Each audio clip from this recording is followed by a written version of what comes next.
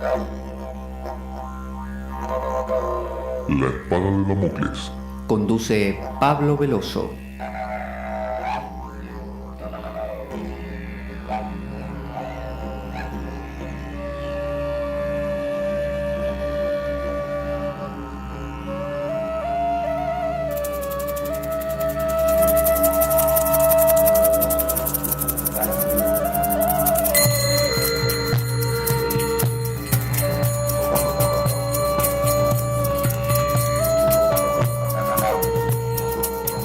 Tal como lo cortés no quita lo valiente, así lo hilarante no quita lo profundo. Y dado que la vida es un juego, aquí comienza La Espada de Damocles. La ficción más real que puedas concebir. La Espada de Damocles es un programa que por mera falta de objetividad cree ser diferente. Personajes mitológicos salidos de los más profundos avernos. Leyendas escabrosas y sin sentido. Curiosidades inquietantes e inútiles. Historias antiguas malversadas por nuestra incapacidad de entendimiento. Y cuentos carentes de profundo significado. También pretenderemos sin el menor éxito entender al ser humano en toda su dimensión. En suma, si quieres desperdiciar tu vida, aquí comienza La espada de Damocles, la ficción más real que puedas concebir.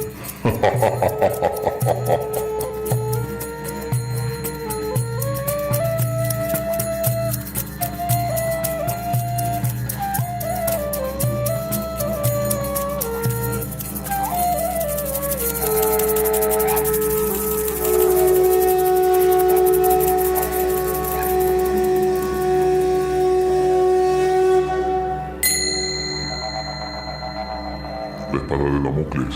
Conduce Pablo Veloso.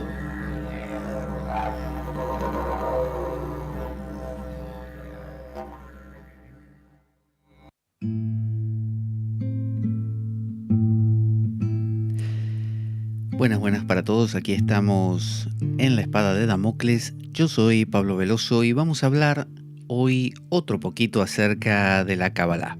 La Kabbalah es esta tradición hebrea que tiene mucho para contarnos, que tiene mucho para aportarnos. Estábamos hablando acerca de los temas de meditación. ¿Qué temas utiliza la Kabbalah a la hora de proponernos un acercamiento a estos métodos?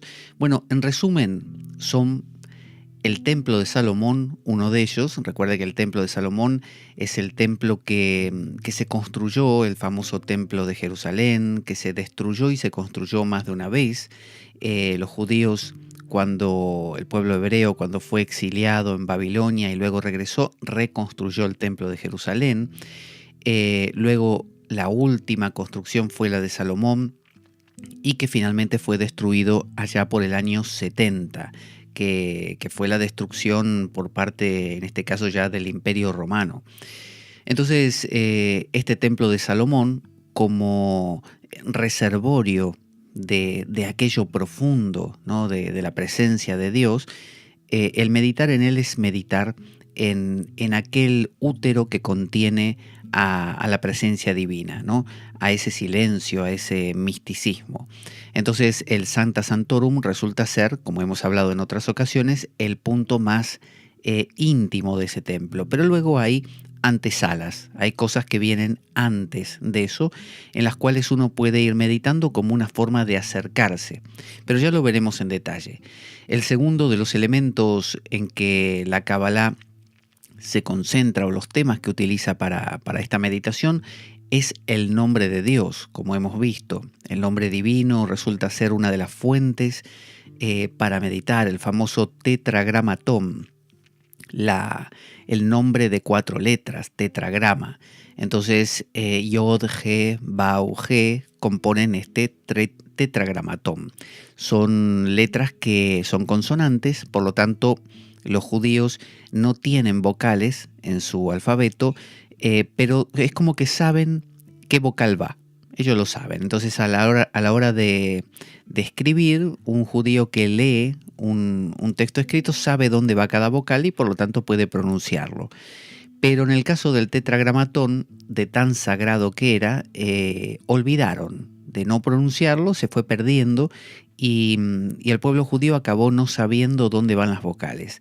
Por lo tanto, cuando se intentó pronunciar, no por los judíos, porque es sagrado, sacratísimo, sino por, digamos, el mundo ya cristiano, bueno, se lo convirtió en Yahvé o Yahweh, Jehová, ¿no? Son distintas maneras de meterle vocales a ese nombre. Luego está la ascensión de la Merkabá o del Merkabá, que es estos carros que vio Ezequiel en sus visiones. Se entiende que estos carros van como subiendo, van acercándose a lo más profundo de lo más profundo, al ser, ¿no?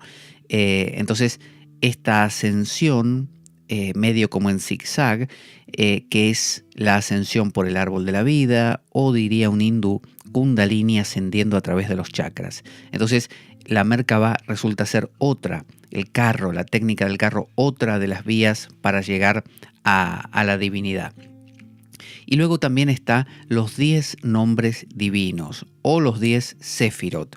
Los 10 Sefirot son las 10 séfiras, las 10, digamos, aspectos que van jerárquicamente avanzando desde Malkut, desde lo más bajo del árbol de la vida, como la raíz del árbol, que es nuestro mundo.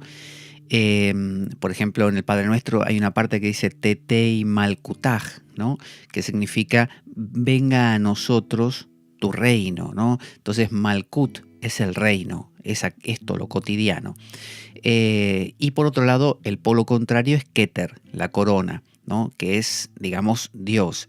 Luego de esa corona hay dos subdivisiones, si vamos bajando desde la corona, y tenemos a Jochmah, la sabiduría, y Binaj, ¿no? Que es el conocimiento, como hemos hablado. Binaj es el pensamiento discursivo, todo lo que uno puede pensar, decir, decirse, bueno, todo eso es Binaj. Luego tenemos un poquito más abajo a Gesed y Geburaj, que son la misericordia, Gesed, y Geburaj, que representa la fuerza, la severidad, ¿no? Más relacionado con Marte. Después más abajo está Tiferet, que representa al sol, que es la energía como del Cristo, y más abajo está Netzach y Hod, que representan la victoria y el esplendor. Más abajo todavía en el medio está la luna, que es Yeshod, y finalmente Malkut. Bueno, todo esto que llamamos las 10 séfiras del árbol de la vida son para meditar en ellas, y cada una contiene un montón de cosas: un planeta regente, un nombre divino, cualidades, un guardián también. Entonces hay que saberse los nombres, los 10 nombres divinos, meditar en ellos, y en esto ya vimos que hay un gran parecido con toda esta tradición de los egipcios, que tomaban la idea de saberse ciertos nombres para que cuando uno los pronunciase pudiera acceder a ciertos planos, a ciertos mundos, como en el libro de los muertos, que cuando el transitante moría se le daba una copia de este libro de los muertos que debía llevar consigo para poder enfrentar a estos guardianes y saber a cada uno decirle el nombre que correspondía para neutralizarlo, por así decir. Entonces, vamos a empezar a analizar estos métodos, estos temas de meditación, ¿no? Cada uno va a elegir un tema según su naturaleza, según lo que le agrade, ¿no? Según cómo sea. Hay gente que decide meditar en los chakras, pero hay gente que decide meditar en, no sé, en su corazón. Otra gente decide meditar en la llama de una vela. De hecho, hay un libro que es el Vijnana Bhairava Tantra, uno de los tantos tantras, donde dialoga Shiva con su esposa Shakti y va proponiendo 112 técnicas de meditación, 112 formas de meditar, algunas con el sonido, otras con lo visual, otras que tienen que ver con lo táctil, otras que tienen que ver con la danza, otras con la inmovilidad, otras con la respiración, de todo hay. Es decir, se dice que en esas 112 técnicas están todas las que existen representadas, ¿no? Todas las gamas y ramas ahí planteadas. Entonces, vamos, como siempre, a basarnos en el libro de Javier Alvarado, Historia de los métodos de meditación no dual, un libro que recomiendo muchísimo y que en este caso estamos siguiendo su capítulo sobre Kabbalah, donde aprovechamos que se tomó el trabajo de generar todas estas citas bíblicas y sobre ellas y estas ideas semilla vamos trabajando y las vamos obviamente desarrollando más. Entonces, primer método de meditación, el templo de Jerusalén, meditar en el templo de Jerusalén, ¿no? Es como si uno meditara en una catedral, en una iglesia, en el, no sé, donde nació Jesús, en el pesebre, es meditar en aquello que guarda en su interior a la divinidad. En Éxodo, libro del Éxodo, segundo libro de la Biblia, capítulo 25, y verso 22, acá lo tenemos, dice: yo me reuniré allí contigo en medio de los dos querubines que están sobre el arca del pacto. Acuérdese que el arca de la alianza, si vio la película de Indiana Jones En busca del arca perdida, habrá visto que era como una especie de sarcófago que tenía dos querubines que no me acuerdo si se miran entre sí o se dan la espalda, pero en el medio se entiende que está la presencia de Dios, ¿no? Entonces, estos querubines guardan el arca del pacto, que es un cofre que guarda en su interior, o se entiende que guarda, las tablas de la ley que recibió Moisés. Por lo tanto, la alianza que hacía el pueblo judío con Dios.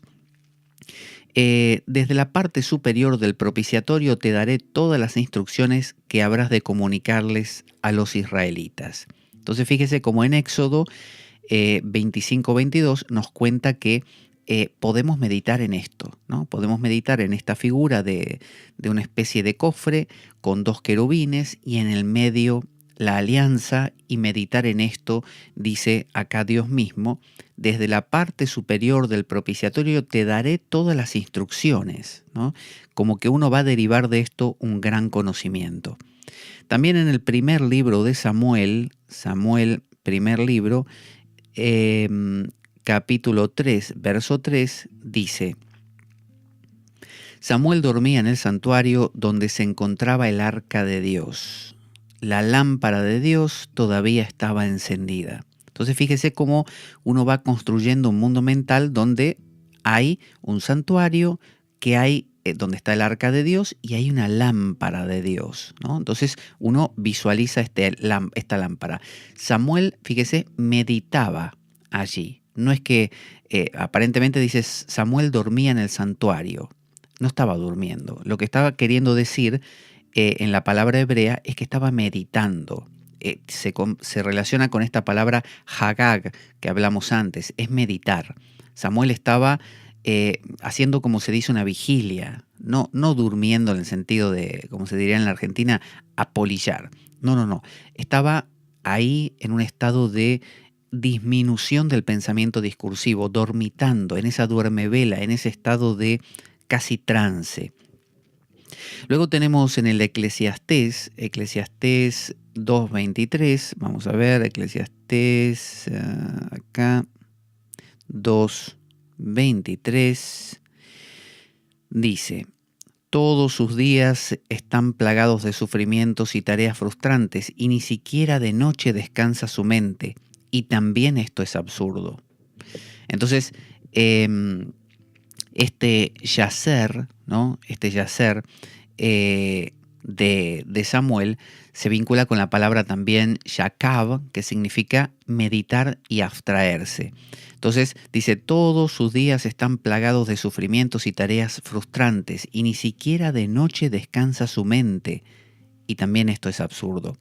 Entonces propone que uno medite, que justamente haga yakav, que es abstraerse, entrar en un estado casi de sueño, ¿no? Adormecer el pensamiento discursivo imaginando que uno está ante la presencia, como diría un cristiano, del Santísimo, ¿no es cierto? Entonces, imaginarse en ese estado, aunque uno esté en su casa, es una manera, meditar en el templo, es una manera de meditar en el lugar más sagrado que uno se puede imaginar. Se medita entonces en la Shejinah, ¿Qué es la Shejinaj? La Shejinaj es lo que los hindúes llamarían la Shakti, ¿no? O los gnósticos Sofía o Jogmaj. Es la presencia de Dios, el poder de Dios, la sabiduría de Dios. Eso es la Shejinaj. Que era la energía que acompañaba a los judíos en su caminar por el desierto.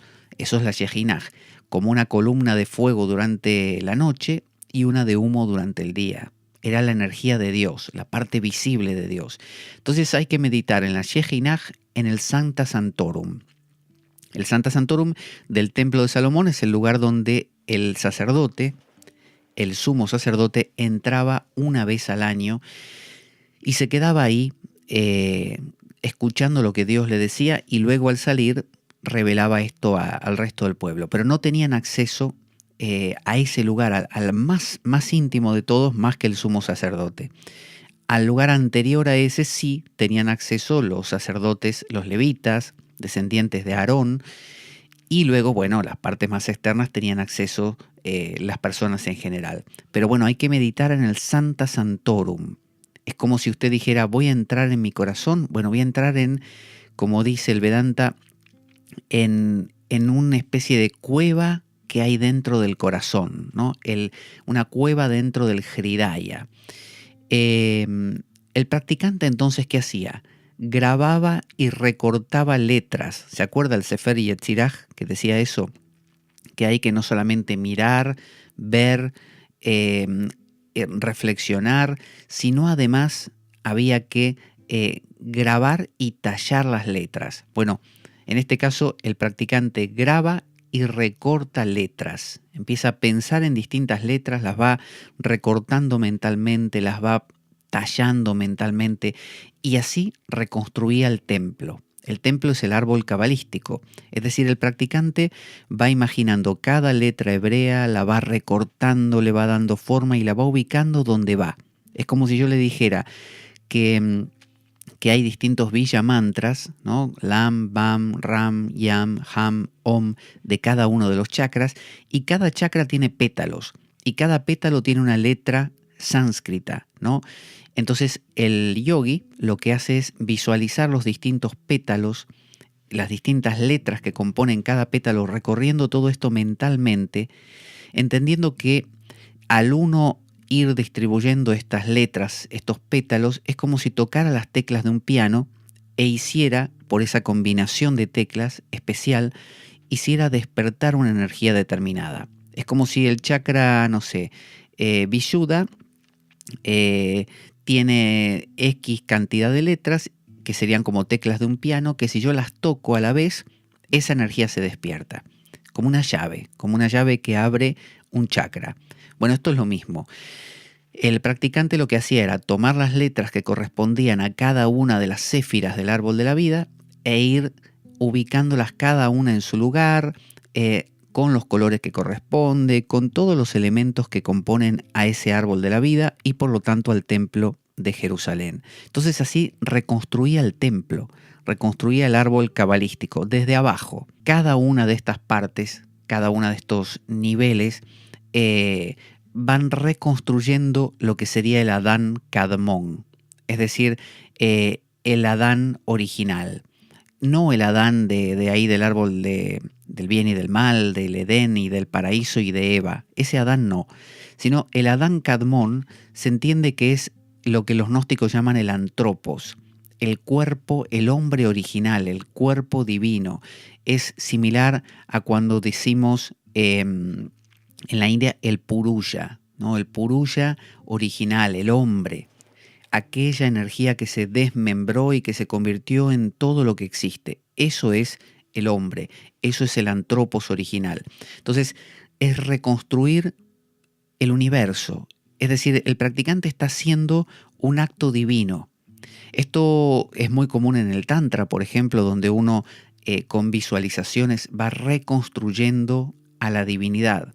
Es decir, va haciendo una tarea de lo contrario al desmembramiento. Si se entiende que Dios, cuando creó el mundo, se desmembró, en muchas culturas ocurre esto, el cuerpo divino se rompe en pedacitos y genera todo lo que existe, lo que estamos haciendo es un regreso al origen, estamos reconstruyendo a la totalidad, a la idea de algo holístico. Por lo tanto, al reconstruirlo en visualizaciones, nos reintegramos a esa totalidad. Es como que nos recordamos que todo en realidad forma parte de una unidad. Entonces, ir reconstruyendo las distintas partes del árbol de la vida, ir notando estos distintos mundos o niveles que componen el árbol de la vida, van reconstruyendo el Adán Kadmón. Cuando usted llega al Adán Kadmón, usted descubre que usted es, no en tanto fulano de tal, sino en tanto universo, es la totalidad. Entonces, se va reconstruyendo cada parte del Adán Kadmón hasta llegar a lo más sutil de lo más sutil, que es justamente ese arca de la alianza que está dentro del templo, esa Shejinaj, que nos va a llevar ¿a dónde? Es decir, la Shejinaj, acuérdense, es el pilar de fuego, es la manifestación externa de Dios, es el poder de Dios. Entonces, si queremos ir más allá y llegar no al poder de, sino a Dios mismo, llegaríamos al Ruach HaKodesh, que es el Espíritu Santo, ¿no? Es el Espíritu original de Dios. ¿Se acuerda cuando decía en el Génesis, el Espíritu de Dios revoloteaba sobre las aguas? Bueno, a eso se refiere. Entonces, cuando uno medita en el templo de Salomón, lo que está haciendo es meditar en una estructura creada muy bien por la mente humana, que representa la totalidad de lo que existe. Y cuando usted lo reconstruye, tallando ¿no? Como si usted cogiera piedras, las va grabando, las va tallando, las va acomodando y va poniéndola y dice, una piedra más para construir el templo. Acuérdense que los alquimistas hablaban de la piedra filosofal. Pero esa piedra filosofal comenzaba con una piedra en bruto. Usted tenía que tomar una piedra en bruto y convertirla poco a poco con procesos de disolución y reconstrucción en la piedra filosofal misma. Entonces, eso es lo que nos permite llegar al Ruach HaKodesh. Así que fíjese cómo eso es de por sí, este tema de meditación es una aproximación súper válida para llegar a la totalidad. Hay gente que dice, esta es mi forma, ¿no? Visualizar chakras, reconstruir estos pétalos, estas letras. Bueno, en el mundo cabalístico lo tenemos con el templo de Salomón. Va a venir otra persona que dice, no, mira, a mí esto no me va.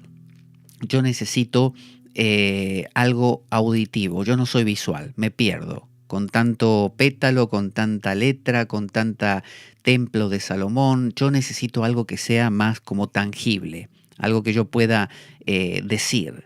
Vale, entonces tenemos el segundo método, es la recitación del santo nombre. Vio que, por ejemplo, los Hare Krishna utilizan mucho esto de los santos nombres, Hare, Krishna y Rama, ¿no? Y se repite como un mantra infinitamente, o la oración del corazón, Señor Jesucristo, Hijo de Dios, ten piedad de mí, pecador. Bueno, en el caso de los judíos, del esoterismo hebreo, se busca el nombre, el ser mismo, permutando letras, mezclando letras, que son villa mantras, ¿no? Lo tenemos en el primer libro de Enoch, que bueno, no lo tengo ahora justo aquí a mano, que es el libro de Enoch, en el capítulo 69, del 13 al 14 lo podemos buscar. Ahí nos habla de estas letras que si jugamos con ellas, es como si nos dieran un rompecabezas, un puzzle, y nos dijeran, mira, los sonidos están desarmados. Como habíamos visto ya en otro programa anterior sobre Kabbalah, el palacio tiene en cada puerta una llave, y esa llave no solo abre esa puerta, sino abre otras puertas, y hay que ir probando a ver cuál abre.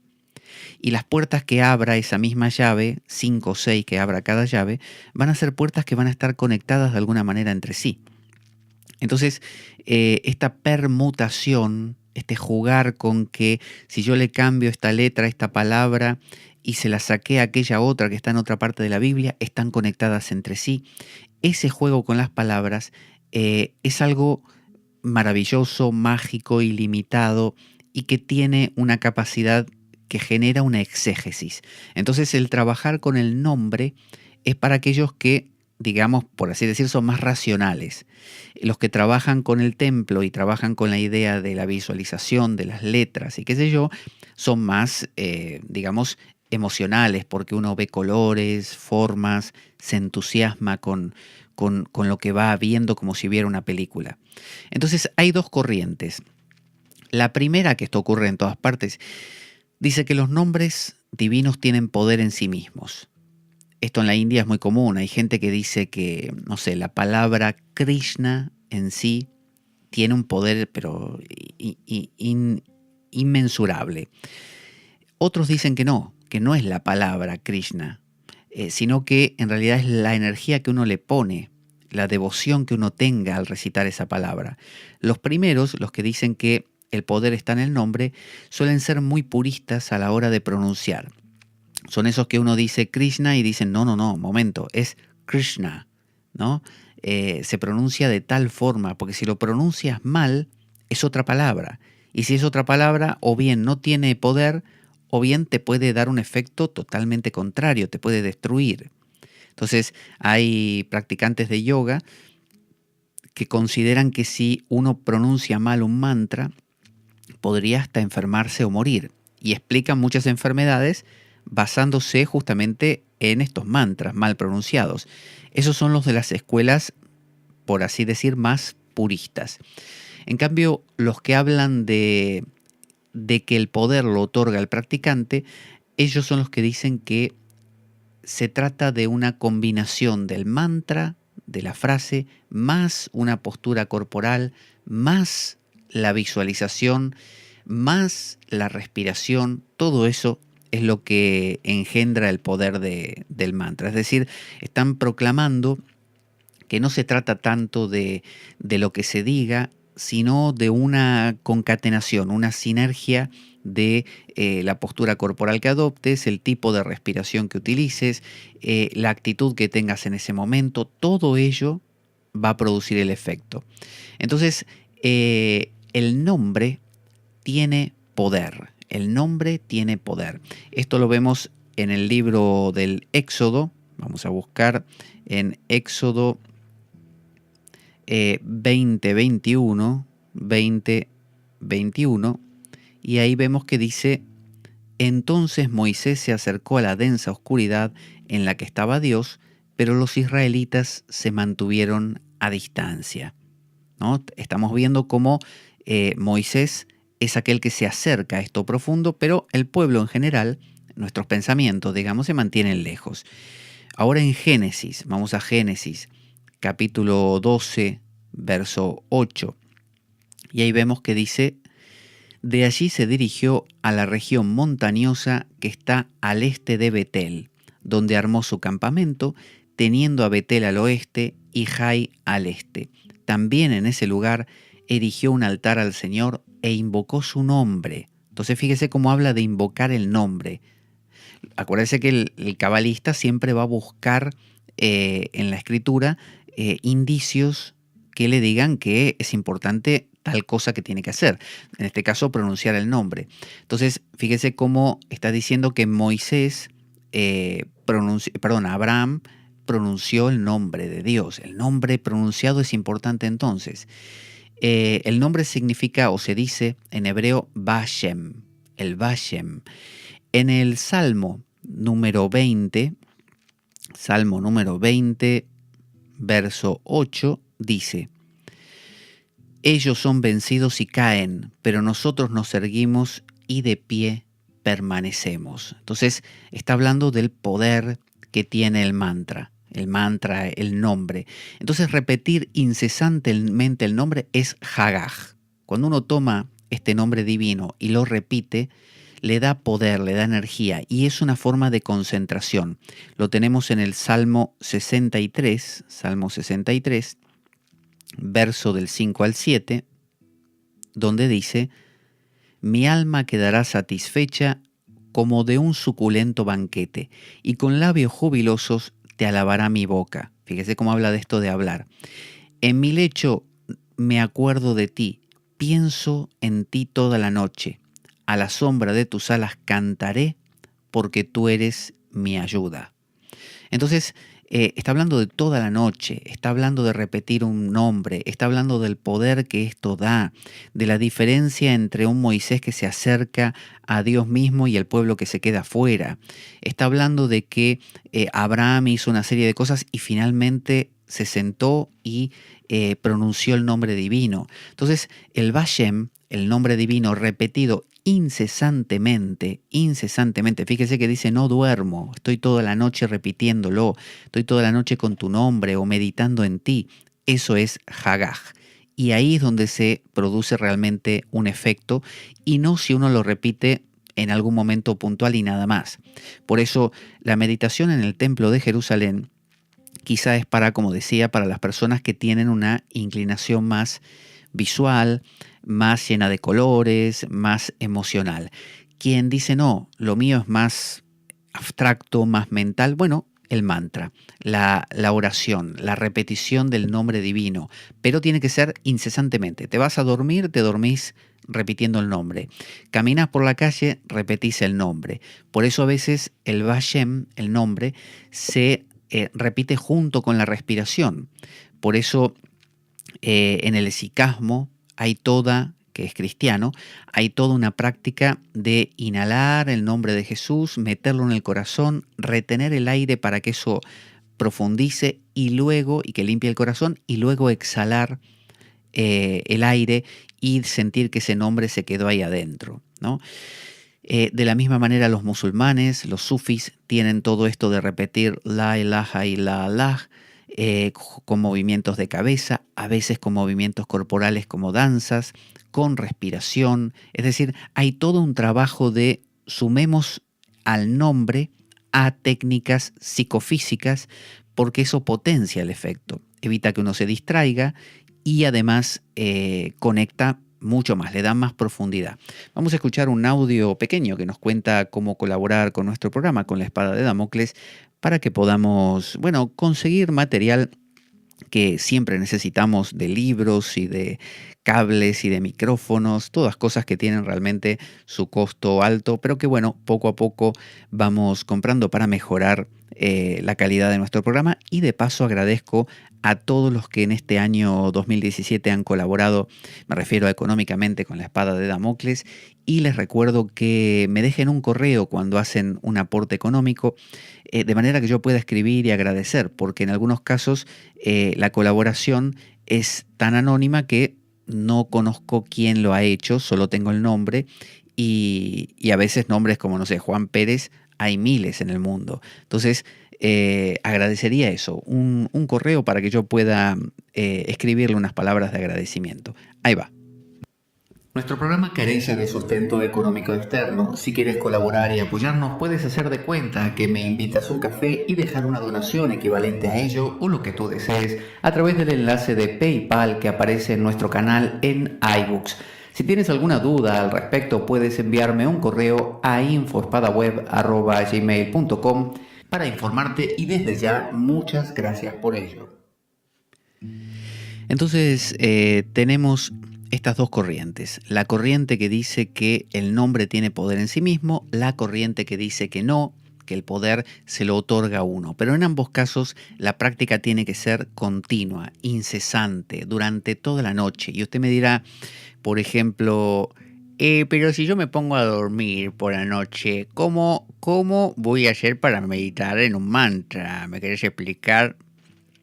Bueno, yo te lo puedo explicar, Silvando. Cuando vos te dormís recitando un mantra o el nombre divino, el tetragramatón o lo que sea, penetra en tu inconsciente. ¿Viste cuando ves una película de tiros, de guerra, y soñás con ametralladoras? Bueno, esto es lo mismo. Soñás con el santo nombre y lo repetís toda la noche. ¿Qué te parece? Entonces resulta muy provechoso, porque además, si usted está soñando, por ejemplo, que lo van a matar o esos sueños tan desagradables, le viene el nombre divino casi como en su ayuda. Aparece, usted lo repite y quita la intensidad de un sueño. Casi hace lo que se llama un sueño lúcido. Entonces, no solamente usted haría una práctica espiritual con el mantra durante el día, sino que también lo está haciendo durante la noche.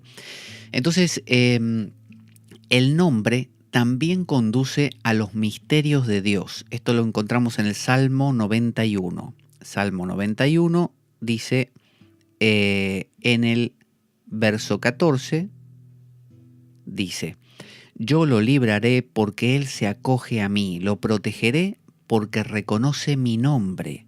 Aquí lo tiene. Entonces, claro, usted puede decir, bueno, fíjese, aquí en el medio de un salmo, hablando de cualquier cosa, sale con esto del nombre, pero bueno, no se refiere a repetir un nombre. Bueno, el cabalista lo toma como que sí, y construye toda una práctica espiritual sobre esto. Y de eso se tratan todas las religiones y tradiciones. Se trata de tomar la escritura que te tocó, sea el Corán, que de repente es más parco a la hora de mostrar contenidos, y volcar sobre ello la intuición humana, la sensación de que lo que tenemos que hacer es tal cosa, o lo que nos conviene para la armonía interior es tal otra. Y bueno, tomamos eso como base y construimos un mundo sobre eso. Entonces, no se pronuncia oralmente, fíjese, el nombre divino. Si uno está pronunciando, por ejemplo, Adonai, no sé, Elohim, todo eso sí. Pero si usted quiere pronunciar dentro del mundo hebreo el tetragramatón, el Yahweh, el Yod, He, Bau, He, como es tan sagrado, usted lo tiene que pronunciar como tragando el nombre, con la laringe. Como si usted, imagínense que usted quiere decir, no sé, la espada de Damocles, y en vez de decirlo verbalmente, dice con la boca, como si usted lo estuviera diciendo, pero no lo saca en forma de sonido. Deja la boca cerrada y hace todo el movimiento de la laringe y de la cavidad bucal y de la lengua como si lo estuviera diciendo. Todos los mismos movimientos, solo que no sale el sonido. Bueno, de esa manera usted pronuncia el nombre sin pronunciarlo y no lo mancilla. Entonces, en Deuteronomio, fíjese cómo los cabalistas han buscado todos los versos que van explicando la manera en que luego practican. Capítulo 12, Deuteronomio, verso 5, dice: sino que irán y lo buscarán en el lugar donde de entre todas las tribus de ustedes él decida habitar. No parece revelar demasiado de esta técnica, este verso, pero está hablando de ir a buscarlo en algo interior, ¿no? En algo donde realmente está presente. Luego en Éxodo 6.3 dice: me aparecí a Abraham e Isaac y a Jacob bajo el nombre de Dios Todopoderoso, pero no les revelé mi verdadero nombre, que es el Señor. O sea, no les conté. Me aparecí ante Abraham, ante Jacob, le está diciendo Dios a Moisés, pero no les conté mi verdadero nombre. Está diciéndole, hay un nombre verdadero detrás de todos los nombres. Acuérdense que la tradición sufi o musulmana tiene 99 nombres para Allah, menos uno, que es el prohibido, es el nombre más profundo. En Salmos, libro de los Salmos, Salmo número 50, verso 7, dice: escucha, pueblo mío, que voy a hablar. Israel, voy a testificar contra ti. Yo soy tu Dios, el único Dios. Y en Salmos 81, aquí, 11, tenemos que: pero mi pueblo no me escuchó, Israel no quiso hacerme caso. Entonces, está mostrando que hay un nombre oculto, pero hay una reticencia, hay un quedarse, digamos, entre las ramas y no ir a la raíz del árbol, ¿no? Uno se queda en Elohim, en Sabaoth, en Adonai, en nombres que son secundarios, ¿no? Son funciones. Pero así como cuando usted dice yo soy padre, soy empleado, soy deportista, pero en el fondo lo que verdaderamente soy es yo. porque uno dice, yo soy padre, yo soy deportista, yo soy amante, yo soy... Pero ese yo es lo que verdaderamente soy. Lo otro son solo funciones. Entonces, el Yod He Bau He, el tetragramatón, que a veces solo se pronuncia con Yod y G, es decir, la IH, W o WH, Yod He Bau He, a veces se remite solo, se resume solo a Yod G, Yah, ¿no? Vio cuando los Rastafaris, como Bob Marley, hablan de Yah, J-A-H, ¿no? Como nombre de Dios, ¿no? Bueno, ese Yah o Yah es ¿cómo se dice cuando alguien, el diminutivo, digamos, del nombre de una persona, como cuando uno en vez de Fernando dice Fer? Bueno, de la misma manera, en vez de decir Yahweh, se dice Yah. Entonces, decir Yah también es una manera de pronunciar el nombre divino. A veces se usa Elohim, usted lo verá en la Biblia, que es plural. Por eso en el Génesis dice, nosotros creamos al hombre, y uno dice, ¿cómo nosotros? ¿Quiénes son? Dios y quiénes más. En el Corán constantemente está diciendo nos te revelamos a ti, Mohammed, tal cosa. Nos te dijimos, nos te castigaré. Y uno dice nos, ¿por qué nos? ¿Por qué no yo? ¿Por qué tantos? Entonces, los diferentes nombres, cuando dice Elohim, que es un nombre plural, está refiriéndose a las distintas funciones de Dios. Es como si yo cuando me presentara a alguien le dijera... Mira, me llamo Pablo, pero a veces, otras veces para otros soy Veloso. Otros me dicen papá, otros me dicen Pablito, y así, ¿no? Según quién. Así que tengo muchos nombres. Te podría decir que yo, en lugar de ser Pablo, soy un montón. Depende para qué y en cada momento soy alguien. Entonces, lo que nos está diciendo es que cuando Dios habla como Elohim, como plural, que en realidad sus distintos nombres son actividades. Por ejemplo, cuando Dios actúa como un juez para la gente, es Elohim. Ese es el nombre de juzgar. ¿No? Te portaste mal, yo o nosotros, Elohim, te castigaremos. Para cuando va a combatir el mal, es Tsebaot, ¿no? O Sabaot. Cuando va a recordar faltas humanas, te hace acordar cómo metiste la pata, es el Shaddai. El Shaddai. Y cuando es misericordioso, es Yahweh, ¿no? El Yod He Bau He, Yahweh. Entonces, fíjese cómo en cada función tiene un nombre distinto. Como los hindúes cuando se dice los 108 nombres de Durga, los 1000 nombres de Vishnu, y así. Y si uno lee esos nombres, suelen empezar con Om, el nombre divino, y Namaha, que significa reverencias. Significaría algo así como reverencias, Namaha, a la divinidad que no tiene forma, que trasciende todos los nombres, Om, pero que se expresa en este caso entonces dice, por ejemplo, Om Vishnu Namaha, Om Narayanaya Namaha, Om, no sé, Shaktyaya Namaha, Om Shanti Pataya Namaha. Es decir, va diciendo, es como si dijera, reverencio a la energía trascendente que está más allá del pensamiento, pero que se expresa como Juan Pérez, el empleado. Y después, reverencio a la energía sin forma que está más allá de todo, que se expresa como Juan Pérez, el papá de familia. Es decir, estoy diciendo funciones, pero lo hago para acordarme que las funciones no son la totalidad, que sumando todas las funciones en tal caso podemos tener la totalidad, pero que cada función en sí no es la totalidad.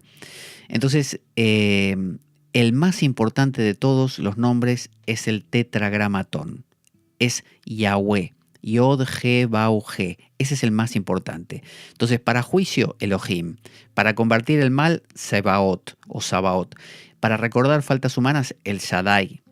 Pero el misericordioso, acuérdese que el camino es el amor, ¿no? El amor, el que te lleva de regreso al origen, es el amor, es el abrirte, no el juicio del Elohim, ¿no? Que luego derivó en Satán y el cristianismo ya lo apartó como un ser aparte. Entonces, Yod, He, Bau, He, el tetragramatón es el más sagrado de todos. Esto lo tenemos en el libro del Éxodo, capítulo 3, verso 15, y ahí dice: además, Dios le dijo a Moisés: dile esto a los israelitas. Estamos hablando de la escena de la zarza ardiente que se encontró Moisés ahí en el monte Sinaí. Dice: el Señor, esto es lo que tiene que decirle Moisés a los israelitas. Esto le dice Dios a Moisés: el Señor, el Dios de sus antepasados, el Dios de Abraham, de Isaac y de Jacob, me ha enviado a ustedes. Este es mi nombre eterno, este es mi nombre por todas las generaciones. Eso le dice primero. Y ese Yah, o Yod, He, Bau, He, ¿no? O Yah, Yahweh, ¿no? El Señor Yahweh, que esto lo tenemos también en Isaías, espere que me equivoqué aquí, Isaías, busquemos, a ver, Isaías, ahora sí, 26.4, dice: confíen en el Señor para siempre, porque el Señor es una roca eterna, ¿no? Está hablando de que ese Yahweh es sumamente fuerte, poderoso, es la misericordia misma. En las recitaciones del Corán siempre dice, a ver si me acuerdo, Ar-Rahman y Rahim, ¿no? Ar-Rahman y Rahim. El misericordioso. Son dos nombres, no me acuerdo bien cómo es, pero es como que dice a Dios el poderoso y misericordioso, ¿no? Es como que muestra esos dos aspectos que tiene la totalidad, el aspecto de dureza, pero el aspecto de dulzura también. Como la naturaleza puede ser cruel con un terremoto, pero dulce al crear un nacimiento.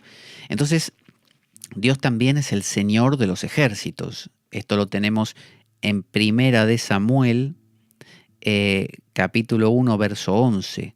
Ahí dice: entonces hizo este voto: Señor Todopoderoso, si te dignas mirar la desdicha de esta sierva tuya, y si en vez de olvidarme te acuerdas de mí y me concedes un hijo varón, yo te lo entregaré para toda su vida y nunca se le cortará el cabello. Ahí estamos hablando de quién, de Sansón, nada menos, ¿no? De Sansón, que es luego el que cumplió toda esta función de destruir a los filisteos y todo eso. Entonces, está hablando de una fuerza muy grande, el Señor de los ejércitos, consagrar un hijo en este caso. También es todopoderoso. Una de las céfiras del árbol de la vida es Buraj, la fuerza. Está mostrando que Dios tiene muchos aspectos. En Jeremías capítulo 10, verso 6, dice: no hay nadie como tú, Señor. Grande eres tú y grande y poderoso es tu nombre. Fíjese el nombre. En el Salmo 21, capítulo 19, Salmo 21 no tiene capítulo 19. Bueno, este lo dejamos. También es Dios de los cielos. Fíjese, Dios de los cielos, para que veamos todos los nombres que adquiere en la Biblia. Daniel, libro de Daniel, profeta Daniel, 4.23. 23. Dice: su majestad veía que del cielo bajaba un mensajero santo, el cual le ordenaba derribar el árbol y destruirlo y dejarlo enterrado para que se empapara con el rocío del cielo, aunque tenía que sujetar con hierro y bronce el tocón y las raíces. De este modo viviría como los animales salvajes hasta que transcurrieran 7 años, ¿no? Un mensajero santo, es el Dios de los cielos. Luego, como Padre, así como lo llamaba Jesús, fíjese en Salmos 103, en el verso 13, dice: tan compasivo es el Señor con los que le temen como lo es un padre con sus hijos. Luego en Proverbios, libro de los Proverbios, que son todos estos consejos, Proverbios 3.12 dice: porque el Señor disciplina a los que ama, como corrige un padre a su querido hijo. Fíjese, también Dios es el aliento, acuérdese el Ruaj, como si fuera el Espíritu Santo. Es el Espíritu de Yahweh, ¿no es cierto? El Espíritu Santo, el Ruach de Yahweh, el mismo que insufló en Adán cuando él sopló en las narices de Adán, le otorgó su espíritu. Esto lo tenemos en Génesis 1:2. Ahí está esa escena seguramente que yo le digo. A ver. 1:2. La tierra era un caos total, las tinieblas cubrían el abismo y el Espíritu de Dios iba y venía sobre la superficie de las aguas. Ahí tenemos eso del Espíritu Divino. O sea que Dios también es un Espíritu. Luego, en Isaías, para esta idea del Espíritu otra vez, Isaías 31:3 dice: los egipcios, en cambio, son hombres y no dioses. Sus caballos son carne y no espíritu. Cuando el Señor extienda su mano, tropezará el que presta ayuda y caerá el que la recibe. Todos juntos perecerán. ¿No es cierto? Es decir, está mostrando que no son espíritu como Dios. Entonces vemos que Dios es, para la visión cabalística, es Padre, es Dios de los cielos, es aliento, es Espíritu Santo, es el Dios Todopoderoso. Por otro lado, es el Señor de los ejércitos, es el más importante de todos los nombres en el tetragramatón. Por eso es tan importante ese tetragramatón, Yod, He, Bau, He, Yahweh, es lo que llamamos Yahvé, ¿no? Jehová, pero Yahweh sería en una pronunciación más acertada. Este es el nombre misericordioso y este es el que te lleva directamente al centro, al yo. Dios es uno, pero en la manifestación se muestra como dos, midot, ¿no? Como dos. Esos dos son esa polarización que tiene Dios. Es como si dijéramos, yo soy el mismo, pero cuando voy a trabajar, tengo un trabajo donde tengo que, no sé, soy jefe y tengo que tomar decisiones, ahí soy duro. Pero cuando vengo a casa soy dulce con mi familia. Entonces, Elohim es el rigor, la dureza de Dios. Y Yahweh es la misericordia de Dios, ¿no? La parte misericordiosa, que la encontramos en Éxodo capítulo 34, verso 6, donde dice: el Señor Dios clemente y compasivo, muy clásico del Islam también, lento para la ira y grande en amor y fidelidad. Ese es Yahweh, ¿no es cierto? Y así tenemos también dos pilares en el árbol de la vida, el pilar del rigor y el pilar de la clemencia. El árbol de la vida tiene 10 séfiras, 10 globitos, ¿no? 10 esferas, que están distribuidas en 3 columnas verticales. Una a la izquierda, una a la derecha y una en el medio. La de la izquierda es la del rigor y la dureza, la de Elohim. La de la derecha es la de Yahweh, la de la dulzura y la misericordia. Y la del medio es la del equilibrio. Entonces, inicialmente, Yahweh, y aquí viene la clave del asunto, y ya estamos terminando este programa, inicialmente Yahweh y Elohim estaban unidos. Eran la misma cosa, fíjese, lo tenemos en Génesis capítulo 2, verso 4, si no me equivoco. Aquí, esta es la historia de la creación de los cielos y de la tierra.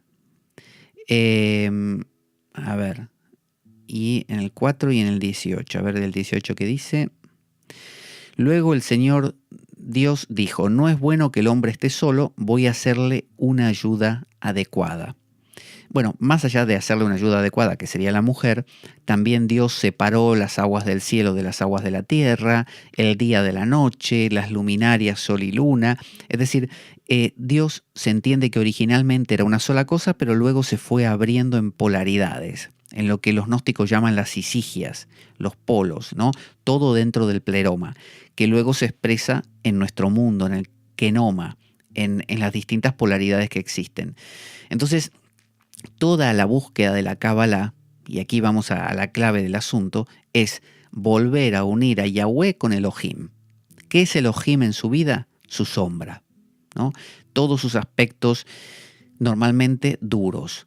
Los aspectos duros de una persona suelen ser postergados. Por ejemplo, si usted vive en la Alemania nazi, el aspecto Elohim va a ser el aspecto más ponderado. A todos les va a encantar que usted sea duro. Y el aspecto Yahweh se lo va a tener que guardar en el bolsillo. Y esa va a ser su sombra. Si usted vive en una cultura como, no sé, la que vivimos nosotros en general, el aspecto Yahweh, cuanto más dulce uno sea, más agradable cae a la gente.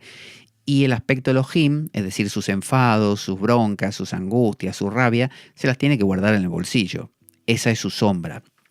Misma sombra que después se proyecta y se ve en los demás. Entonces, recuperar la sombra es volver a unir a Yahweh y Elohim, volver a integrarlos en una unidad perdida.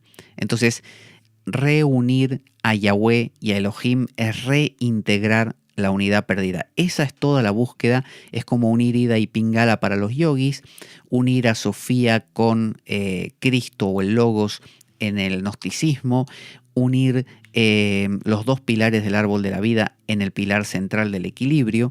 Esto está en Deuteronomio capítulo, donde lo tenemos, 4 verso 3. 4 verso 3 y nos dice, ya para terminar, ustedes vieron con sus propios ojos lo que el Señor hizo en Baal Peor, y como el Señor su Dios destruyó de entre ustedes a todos los que siguieron al Dios de ese lugar, ¿no? Pero ustedes, los que se mantuvieron fieles al Señor su Dios, todavía están vivos, ¿no? Está hablando de una fidelidad al origen, a no separarse, a no abrirse, a no seguir otros dioses. Entonces, hasta aquí vamos a ver hoy, así no nos extendemos, pero quedémonos con esto. La clave de la Kabbalah es la reintegración del aspecto Elohim, el aspecto duro, con el aspecto Yahweh, el aspecto dulce. Normalmente tenemos que apuntar al aspecto Yahweh, al aspecto dulce, al amor, para regresar a la esencia. Hasta aquí vamos a ver hoy entonces. Soy Pablo Veloso para la Espada de Damocles y vamos a escuchar nuestra cortina de despedida y hasta la próxima. Ahí va.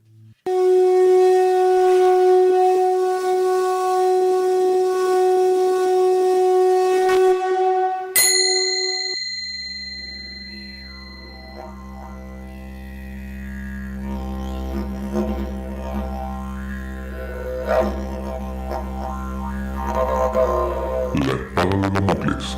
Conduce Pablo Veloso.